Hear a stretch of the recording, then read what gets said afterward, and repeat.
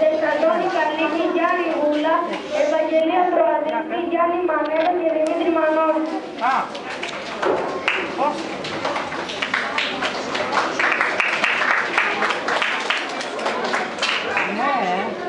Αν δεν είναι ανέλυση άνθρωπο, δεν θα πάψει τη στιγμή να αγωνίζεσαι για την ειρήνη και το δίκαιο.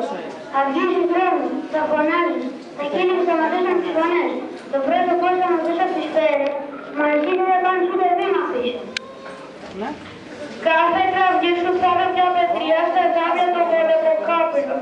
Κάθε χειρονομία σου θα είναι για να κρεμίσει την αδικία. Δεν πρέπει ούτε στιγμή να υποχωρήσεις, ούτε στιγμή να ξεχαστείς. Είναι σκληρές οι μέρες που ζούμε. Μια στιγμή να θυμηθείς τα παιδικά σου χρόνια.